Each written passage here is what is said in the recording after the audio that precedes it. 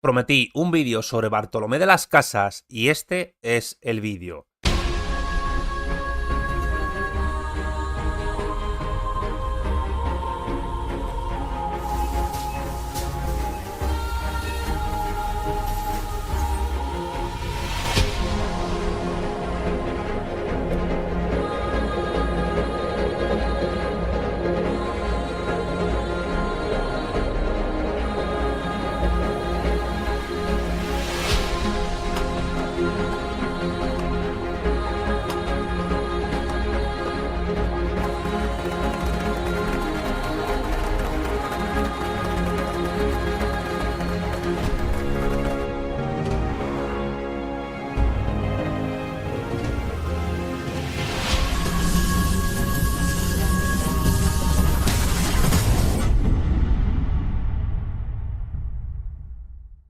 Para él me baso en la magnífica obra de Marcelo Gullo dentro de su trilogía hispánica Nada por lo que pedir perdón.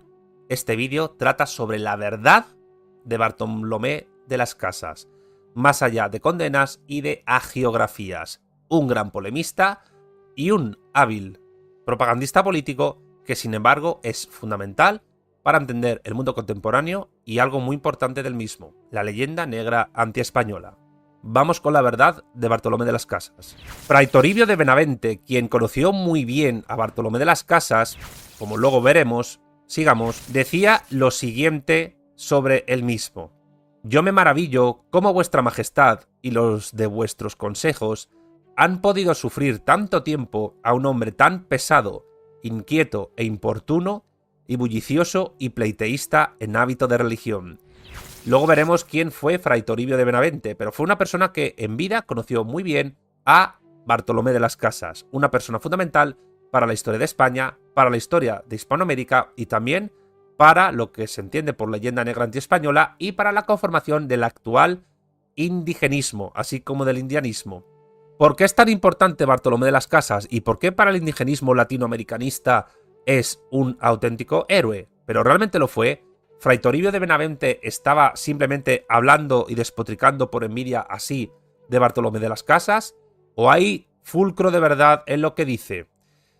Vamos a verlo. Cuando en el año 1168 de la era cristiana, los mexicas, llamados aztecas popularmente, llegaron al Valle de México provenientes del norte, pues antes estuvieron apostados en el centro de lo que hoy es Estados Unidos de Norteamérica, procedieron a enviar embajadores a los distintos pueblos que habitaban Mesoamérica, es decir, tarahumaras, mayas, zapotecas, olmecas, totonacas, oltecas, tlaxcaltecas, otomíes y chichimecas, para que estos se incorporaran a su imperio y les hicieran llegar a Tenochtitlán a 20.000 jóvenes de entre 15 y 20 años para que formaran parte de la dieta del emperador y su séquito.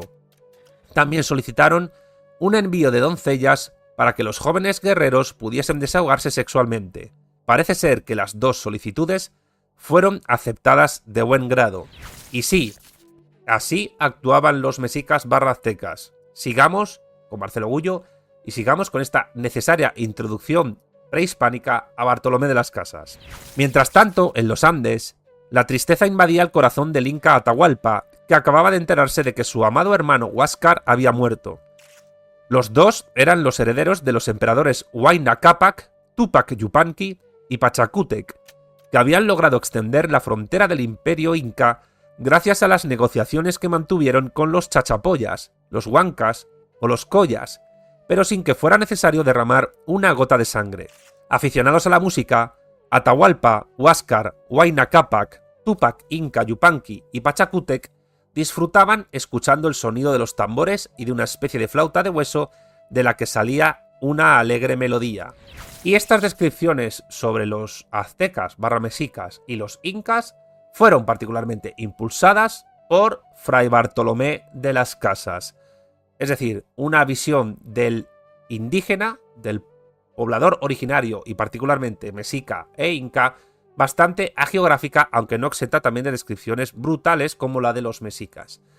¿Por qué es tan importante lo que hizo Bartolomé de las Casas al describir a los pueblos indígenas americanos?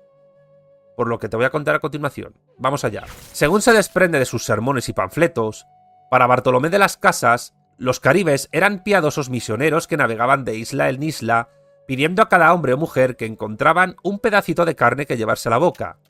Para el legendario dominico, pues esa era su orden religiosa católica, el imperio azteca era el reino de la misericordia y el inca el de la bondad.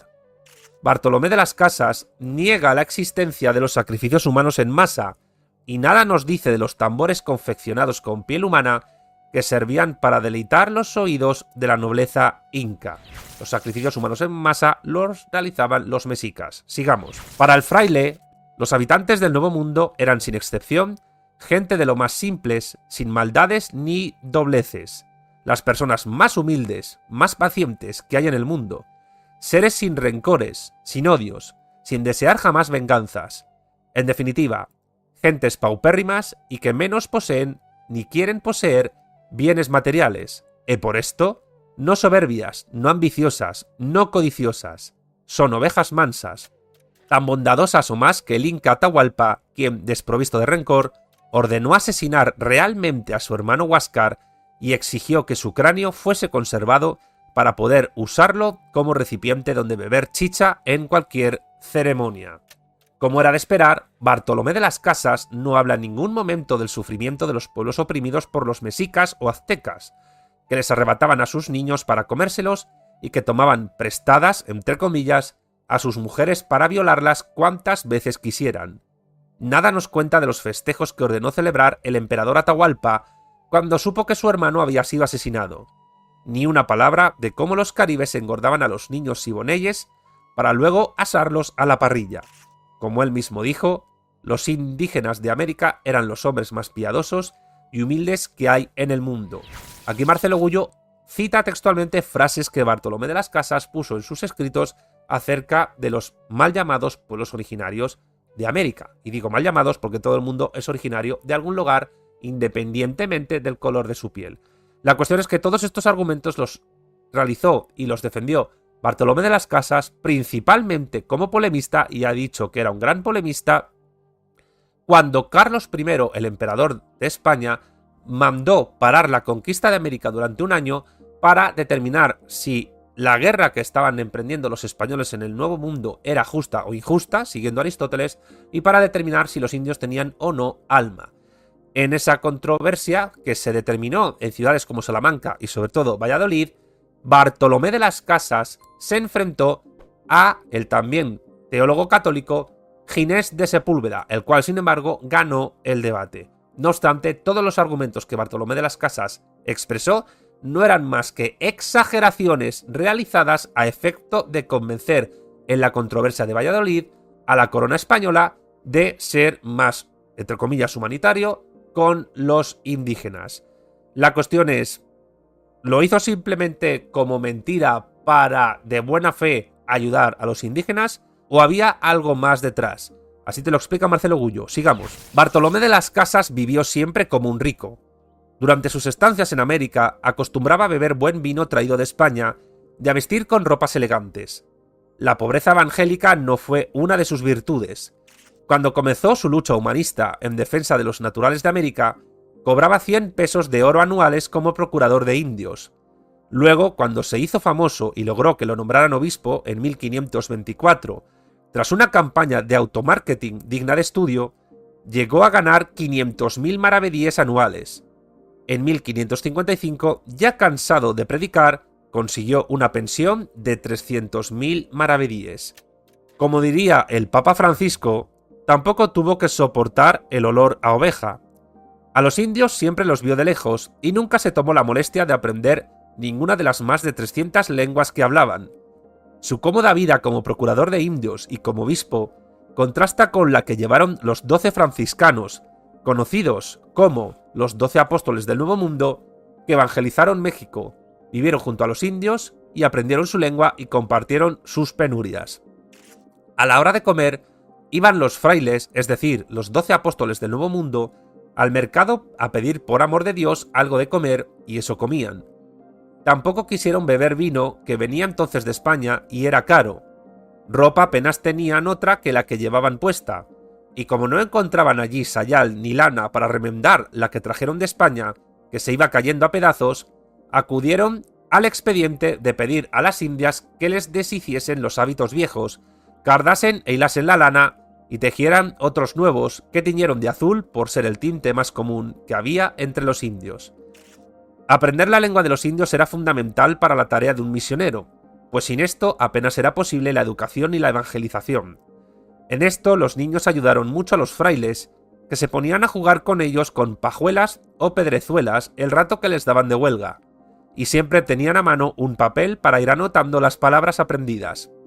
Al fin del día, los religiosos se comunicaban sus anotaciones, y así fueron formando un vocabulario y aprendiendo a expresarse mal o bien.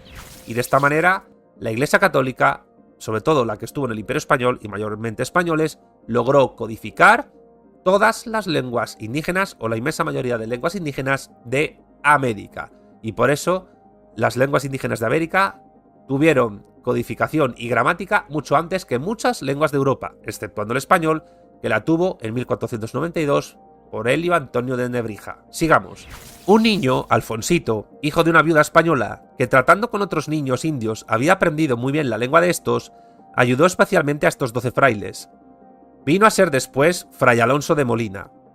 Es importante destacar que estos frailes, sin la dura arrogancia de los primeros conquistadores, se ganaron el afecto y la confianza de los indígenas. El modo sencillo de vivir de los religiosos les atraía, así como su honestidad, su laboriosidad infatigable, el trato a un tiempo firme y amoroso que tenían con ellos, los trabajos que se tomaban por enseñarles y también por defenderles de aquellos españoles que les hacían agravios. Los 12 apóstoles de América en ningún momento pensaron, como se hizo Bartolomé de las Casas, en declarar que todos los españoles eran criminales, usurpadores y que todos estaban en pecado mortal. Fueron mucho más humildes y realistas. Denunciaron con energía cuantos abusos veían, pero en modo alguno pensaron en descalificar globalmente la acción de España en América. Porque sí, España en América cometió abusos, cometió atrocidades y cometió crímenes, pero nunca cometió los excesos que Bartolomé de las Casas denunció falsamente en sus textos. ¿Por qué digo falsamente? ¿Y qué efecto tuvo, supuestamente con buena fe, en la controversia de Valladolid, esta defensa de los indígenas que hizo Bartolomé de las Casas mintiendo sobre lo que España hizo en América?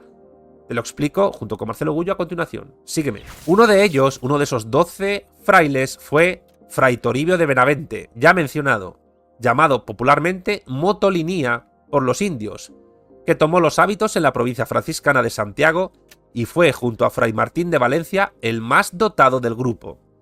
En aquellos primeros años se distinguió tanto por su energía para poner paz entre los españoles y frenar sus desmanes, como por su amor a los indios y su entrega a la labor evangelizadora. De 1527 a 1529 estuvo en Guatemala, donde estudió la fundación de las misiones. Después llegó a Nicaragua y desarrolló una amplia acción evangelizadora. De vuelta al convento de Huezotzingo, hubo de amparar a los indígenas contra los atropellos de Nuño de Guzmán. Desenvolvió luego su acción misionera en Tehuantepec con el padre Valencia, en Guatemala de nuevo en 1534, en Yucatán con Fray Jacobo de Testera y por tercera vez en Guatemala en 1543. Sus contemporáneos reconocieron sus enormes méritos, pero su humildad era tan grande que rehusó un obispado que le ofreció Carlos V. Importante esto, la humildad de Motolinía. Sigamos. A Fray Toribio de Benavente Motolinía nunca le tembló la mano cuando se trató de denunciar los abusos cometidos por algunos españoles, pero fue sumamente cuidadoso en sus crónicas y evitó en lo posible hablar de oídas.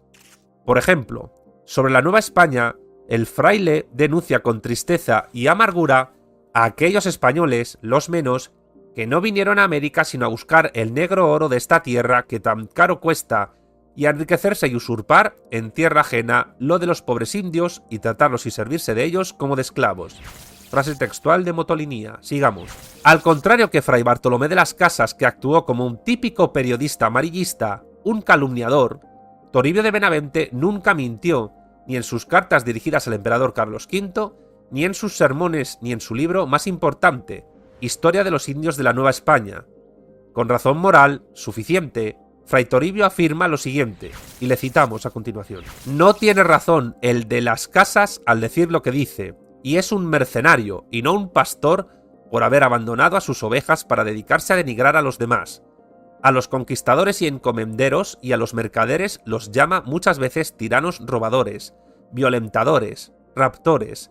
Dice que siempre y cada día están tiranizando a los indios.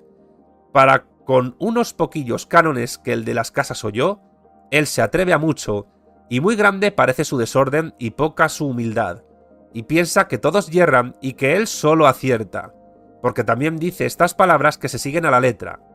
Todos los conquistadores han sido robadores, raptores, y los más calificados en mal y crueldad, que nunca jamás fueron, como es a todo el mundo ya manifiesto. Todos los conquistadores, dice, sin sacar ninguno. Fin de la cita. Sigamos. El texto anterior pertenece a una carta documento que Toribio de Benavente dirigió al emperador Carlos V el 2 de enero de 1555, y poco después agrega lo siguiente, y le citamos: «Yo me maravillo cómo vuestra majestad y los de vuestros consejos han podido sufrir tanto tiempo a un hombre tan pesado, inquieto e importuno, y bullicioso y pleitista en hábito de religión, tan desasosegado, tan malcriado y tan injuriador y perjudicial, y tan sin reposo. Yo a que conozco al de las casas 15 años, y siempre está escribiendo procesos y vidas ajenas, buscando los males y delitos que por toda esta tierra habían cometido los españoles, para agraviar y enradecerles males y pecados que han acontecido. Y en esto parece que tomaba el oficio de nuestro adversario, es decir, del demonio, aunque él pensaba ser más celoso y más justo que los otros cristianos y más que los religiosos, y él acá apenas tuvo cosa de religión». Fin de la cita. Estas palabras de motolinía de Fray Toribio de Benavente son simplemente envidia por de las casas, o está describiendo un comportamiento verdadero y real sobre el sobrevalorado Bartolomé de las Casas. Vamos a verlo, sigamos. Fray Toribio acusó al dominico Bartolomé de las Casas de mentiroso, de no celebrar misas, de no confesar, es decir, de no ejercer como sacerdote, que era su profesión, supuestamente. Sigamos. Al parecer, su vocación religiosa no era una de sus cualidades más señaladas. Incluso podemos pensar que cuando lo tacha de pleitista en hábito de religión, Motolinía lo estaba acusando de ser un falso sacerdote. A las Casas lo que en verdad le gustaba era la prensa sensacionalista, o como mucho, si creemos en su buena voluntad, la labor de un asistente social, aunque como acabamos de señalar, ni siquiera se tomó la molestia de aprender ninguna lengua indígena. También lo tacha Fray Toribio de mercenario, término bastante grave para usarlo en una carta dirigida al emperador Carlos. ¿Quizá el franciscano se extralimitó y no midió bien sus palabras? Y si no fuera así, ¿por qué usó una palabra de connotaciones tan negativas? Y es aquí cuando empezamos a describir la verdad sobre el personaje, la verdad sobre Bartolomé de las Casas. Sigamos a Marcelo Gullo, vamos allá. La vocación de novelista de las Casas parece ser más que incuestionable. Para él, los indígenas eran seres angelicales desprovistos de malicia y sus líderes abnegados padres que se desvivían por el bienestar de sus hijos. En el extremo opuesto estaban, para las Casas, los españoles. Y la familia de Bartolomé de las Casas era de origen francés. Dato interesante. No determinante, pero interesante. Sigamos. Para de las Casas, los españoles eran malvados, seres dominados por la codicia y la concupiscencia. Para él, la causa por la que han muerto y destruido tantas y tales y tan infinito número de ánimas, los cristianos, ¿acaso él no era cristiano? Sigamos. Ha sido solamente por tener por su fin último el oro y henchirse de riquezas en muy breves días. Bartolomé de las Casas se puede decir que fue el primer español negro legendario, y sin él, la leyenda negra antiespañola no hubiese nunca estado tan presente en la actualidad, y particularmente en las clases dominantes de las naciones iberoamericanas. Pero hay algo más que impulsó el discurso negrolegendario de las Casas, y tiene que ver con la geopolítica. Luego lo veremos. Vamos siguiendo con el argumento de Marcelo Gullo. Vamos allá. En su famosa novela titulada Brevísima relación de la destrucción de las Indias, y decimos bien novela, no libro histórico, sigamos, el dominico de las Casas relata el siguiente episodio, y le citamos: «Una vez vide que teniendo en las parrillas quemándose 4 o 5 principales señores, y aun pienso que había 2 o 3 pares de parrillas donde quemaban otros, y porque daban muy grandes gritos y daban pena al capitán o le impedían el sueño, mandó que los ahogasen. Con las gentes de Indias, España no hizo más que despedazarlas, matarlas, angustiarlas, afligirlas, atormentarlas, y destruirlas por las extrañas y nuevas y varias, nunca otras tales vistas ni leídas ni oídas maneras de crueldad. Los españoles les arrebataron a los indios las comidas y los enseres más elementales, para pasar luego a quitarles las mujeres y los hijos, usar mal de ellos y obligarles más tarde a buscar en la selva el refugio salvador. Los españoles extremaban su crueldad, entraban a los pueblos y no dejaban niños, ni viejos, ni mujeres preñadas, ni paridas que no desbarrigaran y hacían pedazos, como si dieran a unos corderos metidos en sus apriscos.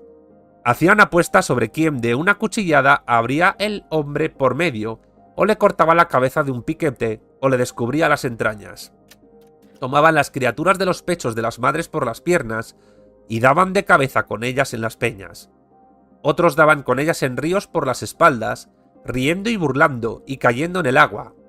Otras criaturas metían en la espada con las madres juntamente, y todos cuanto delante de sí hallaban. Hacían unas horcas largas que juntasen casi los pies a la tierra, y de 13 en 13, a horror y reverencia de nuestro Redentor y de los 12 apóstoles, poniéndoles leña y fuego, los quemaban vivos. Otros ataban y liaban todo el cuerpo de paja seca, pegándole fuego, así los quemaban. Si esta descripción fuese cierta, evidentemente cualquiera que la lea puede tomar absoluto rencor y hasta odio hacia lo que los españoles hicieron en América, si esto fuese cierto. ¿Pero era cierto del todo? O mejor dicho, ¿era cierto en algún caso? ¿Qué dice Marcelo Gullo al respecto? Sigamos con el vídeo. Después de leer este párrafo de Las Casas, se entiende bien por qué el historiador marxista argentino Jorge Abelardo Ramos afirmaba que los rivales de España, famosos genocidas y vampiros de pueblos enteros como los ingleses y los neerlandeses, se lanzaron sobre la obra de Las Casas como moscas a la miel. Lo mismo tiene que reconocer Miguel León Portilla, aunque con desgana, en su introducción a la brevísima relación de la destrucción de las Indias. Y citamos a León Portilla. Vamos allá. Fuera de España, la brevísima fue aprovechada por no pocos holandeses, ingleses, franceses e italianos como argumento para condenar a España. Se ha dicho que con ella nació o se fortaleció la leyenda negra. Los nombres del cosmógrafo real, el francés André Tebet, el grabador holandés Theodor de Brie, el francés Jacques Migrod y el milanés Girolamo Benzoni pueden ser recordados como los de quienes se valieron de la brevísima para denigrar a España. Y los grabados de Theodor de Brie, magníficos, fueron fundamentales en época de la imprenta para hacer propaganda negrolegendaria contra España a partir de la brevísima relación de la destrucción de las Indias. Y de ahí que diga que la geopolítica, la dialéctica de estados e imperios, a través de la cual se universaliza la dialéctica de clases, es como se fraguó una leyenda negra contra España que tuvo a su principal impulsor, voluntario o no, a Bartolomé de las Casas. Sigamos. El historiador y sacerdote tradicionalista y conservador argentino Javier Olivera Rabasi apunta un dato muy revelador sobre la brevísima relación de la destrucción de las Indias. Citamos a Rabasi. Algo que llama la atención es que Bartolomé de las Casas se precia siempre de haber sido testigo directo de lo ocurrido, de allí que sus relatos gocen de tanta autoridad. A lo largo de sus escritos se lee normalmente la siguiente frase: yo vide, frase que, tratándose de un sacerdote obispo, hace de su testimonio casi un juramento. Hay una constante en los escritos de Fray Bartolomé: Las Casas siempre habla en vago y en impreciso. Nunca dice ni cuándo ni dónde se consumaron tales horrores, ni se cuida de establecer que, en caso de haber existido, se trataran de una excepción a la regla. Por el contrario, deja entrever que lo descrito por él era el único y habitual modo de conquista, y que las ferocidades destacadas en su librito debían tenerse por las que comúnmente emplearon los españoles en los 40 años a los que su relato se refiere. Y en este sentido, Miguel León Portilla se pregunta lo siguiente: ¿exageró Las Casas en lo que escribió? Me inclino a pensar que exageró y fue muchas veces impreciso. Por su parte, el historiador peruano Luis Alberto Sánchez, miembro del Partido Aprista Peruano y afiliado a la Internacional Socialista, al analizar la obra de Las Casas, se percató de que el sacerdote sevillano, porque era de Sevilla Bartolomé de las Casas, sigamos, había escrito algunas pequeñas mentirijillas, como cuando en un pasaje de su Historia de las Indias afirmó que un español mataba con su lanza 10.000 indios en una hora, o sea, 166 por minuto, o casi 3 indios muertos por segundo, tanto como un arma automática moderna.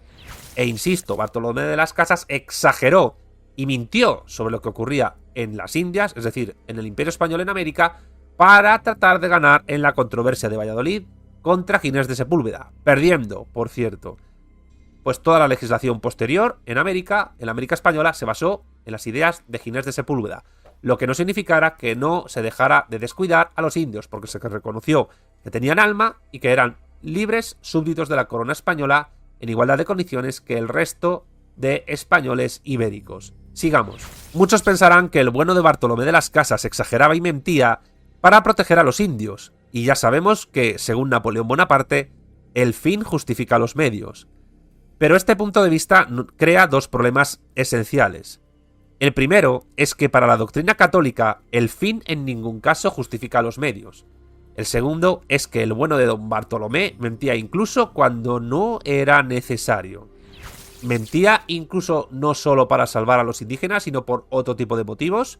Así lo cuenta Marcelo Gullo, escuchémosle. Por poner solo un ejemplo, cuando habla de la Española, hoy la isla donde están República Dominicana y Haití, dice que por allí corren 30.000 ríos y arroyos, 12 de los cuales son tan grandes como el Duero, el Ebro y el Guadalquivir, y 25.000 riquísimos en oro. Así que ríos tan grandes como el Duero. Pues bien, el Duero tiene 837 kilómetros de longitud y un caudal medio de 675 metros cúbicos por segundo.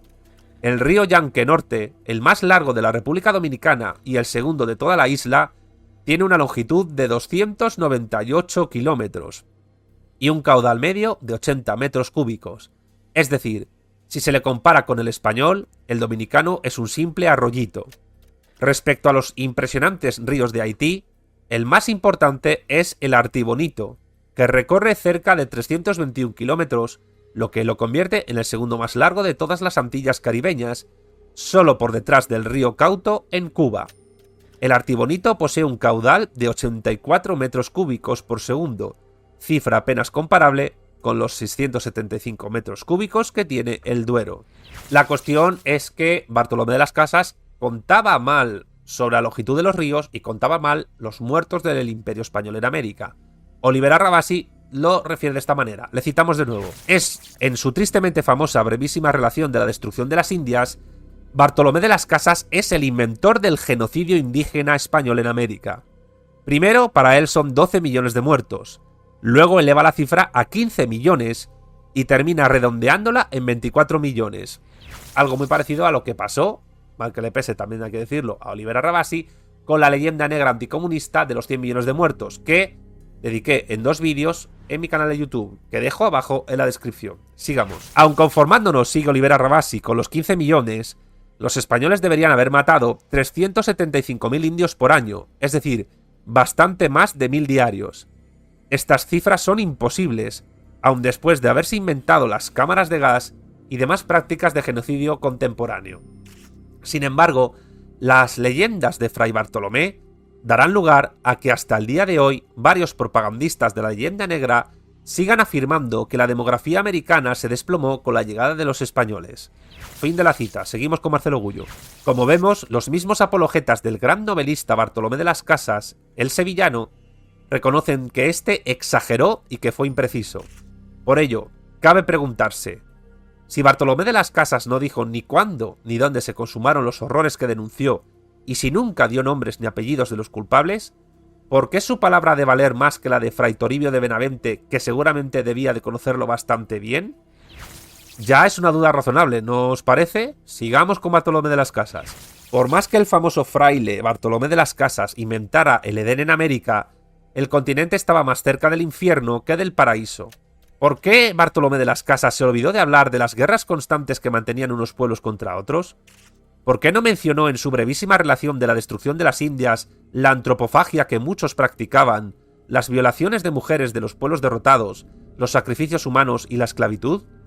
No hay duda de que el sacerdote sevillano hizo un milagro al transformar la realidad, aunque no podemos olvidar la ayudita que recibió de los protestantes holandeses e ingleses, de quienes hablaremos más adelante. Sí, vamos a hablar más adelante porque es súper interesante. Sigamos. En 2002, la Iglesia Católica inició el proceso de beatificación de Bartolomé de las Casas. Según dictan los cánones, para que una persona sea considerada santa, debe haber realizado 3 milagros. Como hemos dicho, el padre Las Casas realizó un milagro asombroso. Transformó el infierno americano en un paraíso. ¿Alguno más? Inocenzo Benki, que es quien debe argumentar y demostrar que el candidato ha realizado los 3 milagros que manda la regla, que el segundo sea el haber engañado a uno de los hombres más inteligentes y astutos de la historia de España, el cardenal Cisneros. El tercer milagro podría ser el de haber embaucado al propio emperador Carlos para que lo nombrara obispo de Chiapas. Pues sí, son 3 milagros, pero claro, que solo beneficiaron al propio de Las Casas, pero que fueron perjudiciales para la imagen internacional e histórica de España. Sigamos. Por otra parte, Marcelo Guyol respetuosamente le sugiere al padre Inocenzo Benki, ya citado, que a fin de que el ilustre dominico llegue a los altares, no se olvide de borrar algunos pequeños detalles de su biografía. Guyol se refiere a la sugerencia realizada de llevar desde África a las Indias a esclavos negros para reemplazar a los nativos de América. Sí, esto sugirió de Las Casas. Es verdad que ya existía esclavitud subsahariana en América, por parte de España, en menor medida que otros imperios, pero existía. Pero Bartolomé de Las Casas quería muchos más. Sigamos. Otro dato que convendría hacer desaparecer de la biografía de Bartolomé de Las Casas es el del dinero sucio que el candidato a santo recibió. Las Casas, que había asentado como tesis principal que todo dinero proveniente de Indias, es decir, de América, era un robo a los indígenas, y que aceptar dinero robado obliga en conciencia a reparar in solidum, no vaciló cuando debió ser remunerado con ese dinero sucio. En efecto, en 1516, Bartolomé de Las Casas recibió 100 pesos de oro anuales como procurador de indios. Como obispo, en 1524, 500.000 maravedíes anuales. En 1551, cuando renunció al obispado, se le fijó una pensión de 300.000 maravedíes, renta que en 1563 se le aumentó a 350.000 maravedíes. Bartolomé de Las Casas nunca discutió el origen de esa paga. Por su parte, la Iglesia luterana ya incluye a Bartolomé de Las Casas en las celebraciones de su calendario de santos. No podía esperarse menos. A fin de cuentas, el dominico sirvió a esta institución denigrando la conquista española de América y la conversión al catolicismo de los pueblos originarios. Porque sí, porque Bartolomé de Las Casas criticó dicha conversión, y eso ha sido utilizado hasta ahora por otras subdivisiones del cristianismo, protestantes, luteranos y principalmente calvinistas y anglicanos. Sigamos. Entre quienes quisieron y quieren ver a Bartolomé de Las Casas en los altares se encuentran algunos hombres ilustres como Juan Antonio Llorente, para quien el sevillano fue un héroe de la caridad, o Emilio Castelar, que lo consideraba un adalid de los derechos humanos, o el presidente de la Primera República Española, el catalán Francisco Pi i Margall, por cierto, federalista y muy cercano a la idea de autodeterminación, que critiqué en mi libro sobre Lenin, que dejo abajo en la descripción por si lo quieres adquirir. Sigamos. Pi i Margall opinaba que el obispo de Chiapas, Bartolomé de Las Casas, fue un desmitificador de la conquista. Otro que lo defiende es el padre Gustavo Gutiérrez, teólogo de la liberación, y dejo abajo en la descripción del vídeo mi vídeo dedicado a la verdad sobre la teología de la liberación. Sigamos. Gutiérrez lo tenía como el apóstol de América y un precursor del cristianismo de izquierda. Defensores de lo indefendible todos ellos, nombrarlos requeriría escribir otro libro cuyo título bien podría ser, según Marcelo Guyol, Al padre le sobran los defensores, aunque fue siempre un mentiroso. De lo que no hay duda es de que todos estos autores forman parte del pensamiento hegemónico que está siempre al servicio, consciente o inconscientemente, de los centros de poder mundial. No conviene olvidar que la leyenda negra antiespañola fue una política de Estado tanto en Gran Bretaña como hasta hoy día en los Estados Unidos de Norteamérica, independientemente de que algunas voces tanto en Gran Bretaña como en Estados Unidos se alzaran contra tan injusta infamia cometida contra España. Porque sí, hubo gente honesta en Gran Bretaña y en Estados Unidos, y la hay todavía, que luchan contra la leyenda negra antiespañola. Si queréis que os hable de alguno de ellos, decídmelo en la caja de comentarios. Sigamos. En el sentido contrario escribieron Marcelino Menéndez Pelayo, que demostró que Bartolomé de Las Casas fue un injuriador serial, o Julián Juderías, que explicó por qué el dominico podía ser considerado el padre moderno de la fantasía histórica, o Rómulo Carbia, para quien el fraile sevillano era un fabuloso mutilador de textos, o Ramón Menéndez Pidal, que desveló que se trataba de un gran vanidoso imbuido de un complejo de superioridad moral e intelectual, o el marxista argentino Juan José Hernández Arregui, para quien Bartolomé de Las Casas fue simplemente el autor de un libelo a partir del cual comenzó a construirse la falsificación de la historia en Hispanoamérica. Y citamos a Hernández Arregui, por cierto, un fantástico autor que yo conocí estando en Argentina y que me parece de lo más interesante del marxismo del siglo XX de Hispanoamérica. Citamos a Hernández Arregui. Vamos allá. Dice Hernández Arregui: el menosprecio hacia España arranca de los siglos XVII y XVIII como parte de la política nacional de Inglaterra. Es un desprestigio de origen extranjero que se inicia con la traducción al inglés, muy difundida en la Europa de entonces, del libro de Bartolomé de las Casas, titulado Lágrimas de los indios, relación verídica e histórica de las crueles matanzas y asesinatos cometidos en 20 millones de gentes inocentes por los españoles. El título lo dice todo, un libelo. Atención al titulito del libro de Bartolomé de las Casas, pura y dura leyenda negra antiespañola. Pura y dura propaganda inventada de un español contra España para lograr puestos de alto rango en el clero hispanoamericano. Sigamos. Interesa además destacar el análisis que por su seriedad intelectual y procedencia ideológica efectúa Juan José Sebrelli, al que algunos han llamado nacional católico, cuando realmente era un filósofo marxista y fundador del argentino Frente de Liberación Homosexual. Lo cual no significa que ser homosexual sea una virtud, pero vamos, que un nacional católico homosexual, pues como que no. Citamos a Sebrelli. Sebrelli afirma lo siguiente: las denuncias de Bartolomé de las Casas a los crímenes de los conquistadores hacen de él un gran humanista, pero sus informaciones eran de segunda mano y con frecuencia exageraba y aún mentía deliberadamente para lograr mayor fuerza en sus argumentos. Faltaba la verdad cuando presentaba a todos los indígenas pacíficos, sin excepción, sobre la base de sus escasas experiencias con ciertas tribus. Algunos de sus propios acompañantes fueron víctimas de otras tribus. La belicosidad de los indígenas no puede tampoco justificarse como una respuesta a la agresión de los conquistadores, ya que existía desde antes de que llegaran estos. Además, Sebrelli pone el dedo en la llaga cuando sostiene que los indigenistas actuales encuentran en Fray Bartolomé de las Casas un valioso aliado en su odio a la colonización española, y los teólogos de la liberación, como el padre Gustavo Gutiérrez, lo exaltan como un precursor del cristianismo de izquierda, algo que, insisto, es anacrónico porque el eje izquierda-derecha nace y surge con la Revolución Francesa y no se encuentra antes en la historia. Sigamos. Esta utilización del fraile Bartolomé de las Casas torna más necesario un análisis más objetivo de su personalidad y de su obra, que seguramente será tomado a mal por quienes creen autoritariamente que los ídolos deben ser intocables. Sin poner en duda su auténtico anhelo de justicia, de la biografía puede inferirse que el origen de su pasión por la causa indígena se encuentra tal vez en su adolescencia, en una amistad amorosa o en una relación homosexual, consciente o no, con un joven esclavo indígena que lo era antes de la abolición de la esclavitud en esas tierras para los indígenas, que le regalara su padre y a quien, tras una forzada separación, buscó obsesivamente en sus viajes por América. Y esto puede parecer cotilleo, pero esto lo afirma el también homosexual Juan José Sebrelli. La psicología humana, si no existiese para explicar hechos históricos, habría que inventarla. Concluimos el vídeo. Bartolomé de las Casas fue el principal, entre comillas, testigo que los fiscales del infame Tribunal de la Historia presentaron para juzgar y condenar a España. Resulta, sin embargo, que se trata de un testigo falso y que en su obra, como se ha visto, exageró y mintió descaradamente. A juicio de Marcelo Gullo, desnudar esta verdad lleva a quien lo hace a ser condenado por el pensamiento progresista, es decir, por los que han pasado del marxismo serio al llamado marxismo cultural, aunque en realidad es liberalismo cultural, y que han acabado, por tanto, ardiendo en el fuego del infierno progre y liberal. En realidad, toda la leyenda negra antiespañola se fundamenta en la obra del famoso Dominico, quien es el principal impulsor español de la misma y a quien los guardianes de lo políticamente correcto han convertido en un mito intocable.